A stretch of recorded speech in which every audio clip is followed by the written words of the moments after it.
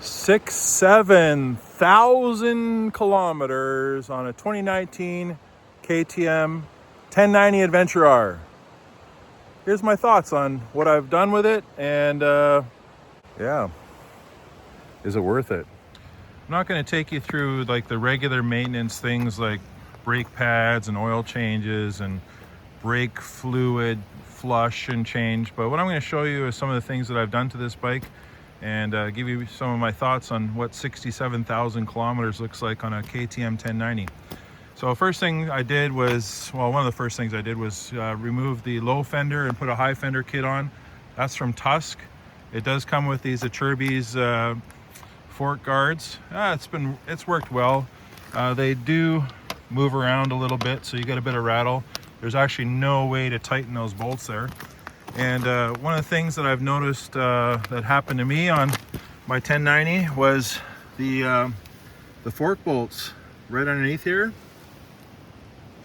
I lost them once. Because of their location, it's really hard to see, to do a visual check. So you just got to get in the habit of reaching down there and feeling to make sure your bolts are still intact.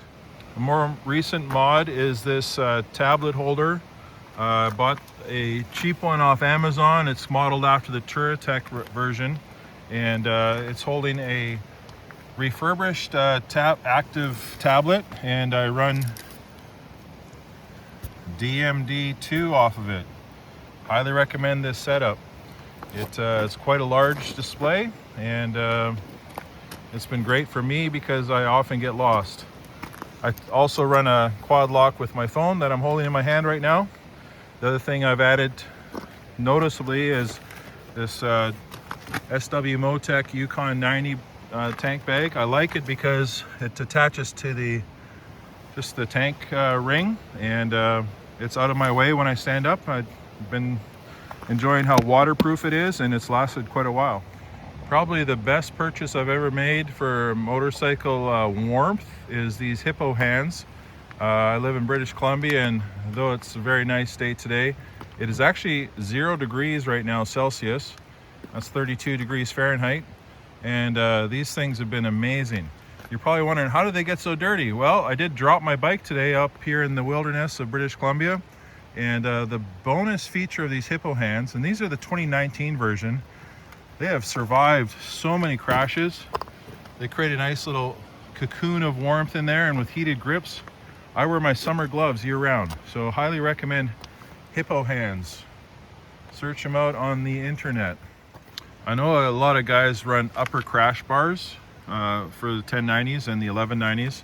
I chose not to, partly because I didn't think they would actually work or help. But these crash bars have seen some stuff. And the way the 1090 is designed is that touches down along with the end of the handlebar, and if you got good handlebar protection, you shouldn't have to worry too much about the upper fairing. So that's my experience. The other thing that I've added was the SW-Motech skid plate, and it's held up through lots of scratches and dings and rocks. Done pretty good. This is just a cheap thing I bought off of Temu, I believe. Just a cheap piece of aluminum, and you can see how much it's faded from the original orange, but all it does is kind of protect the brake mechanism, rear brake mechanism, and gives me a nice place for my heel to kind of slide up and down on the engine.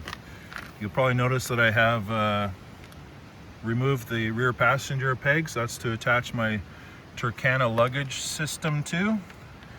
The one big fault that I've had with this is these bolts broke off on a few of my rougher adventures, and I've had to kind of redesign how I attach this muffler hanger, and it's working fine. I have had to replace this at one point because it cracked in half, and something just to be aware of. I've left the original kind of the luggage rack on here. It gives a good place to hold, and you might have noticed that I removed the horns that stick out here for passenger grab handles. I I felt like they just got in the way, so I just cut them off there, and now I have a cleaner rear end. Have a luggage rack that during days when I'm riding around town, I just put a big metal box in the back, but when I'm riding off-road, I obviously don't use that. Obviously, I've done the classic extension off my battery to charge, but also to plug in my heated vest that I'm wearing right now, because it is 0 degrees here. And the elephant in the room is, how many times have I replaced my fuel pump? The answer is 2 times. I'm on my 3rd fuel pump, and this one's holding up okay. Now the secret thing that's behind my my fairing is that this is the 3rd radiator that I've had, and yeah, it's been a little bit disappointing. I'm running a very cheap Chinese version right now that I bought off of eBay, and so far so good. Over the years, I've run a wide variety of wheel sets. Right now I have a Tractionator on the front from Motoz, and you can see it's due for replacement. And on the rear I have a Tusk 2-track, and again, it's been great, and I've really enjoyed riding on it.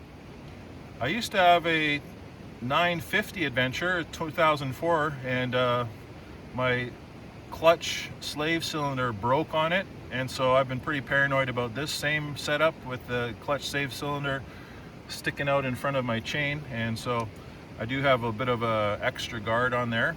The other thing I've done, and you might have you saw that R there, that's from Rottweiler. I did a canister delete on this. The canister, charcoal canister, lives under the seat. So let me show you what I gained by removing that charcoal canister. So the charcoal canister lived under the seat here, and what I've done is I've been able to attach an entire toolkit that's a little bit tricky to get out, but with a little bit of wiggling I can pull that out.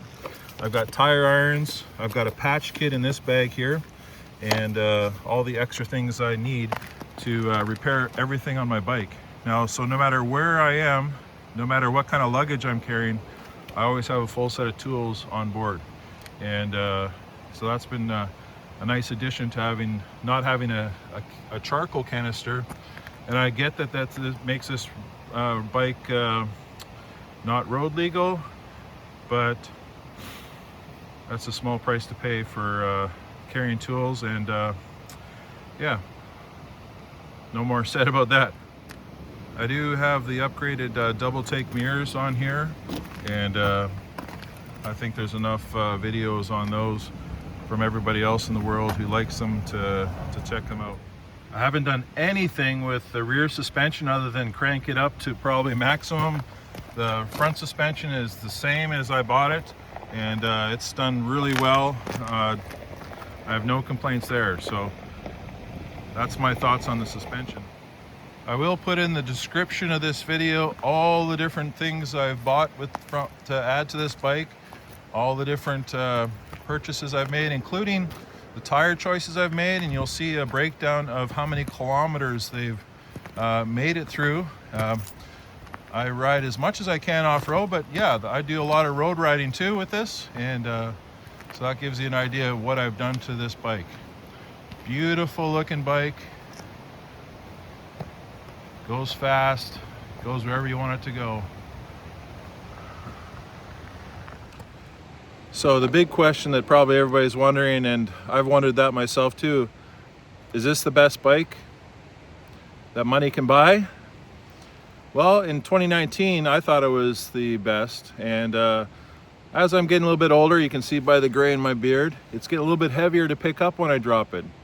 I'm not a small dude, I'm 6'6" and 300 pounds, and so I do need a big bike. I like a big bike to go really fast down the highway and in the forest trails, but the more technical the riding is, the more challenging this bike is to manage. So I do often ride it in off-road mode, which reduces the horsepower from 125 to 100, but it's still a beast of a bike to ride, and that makes it also fun to ride, but again, pretty challenging.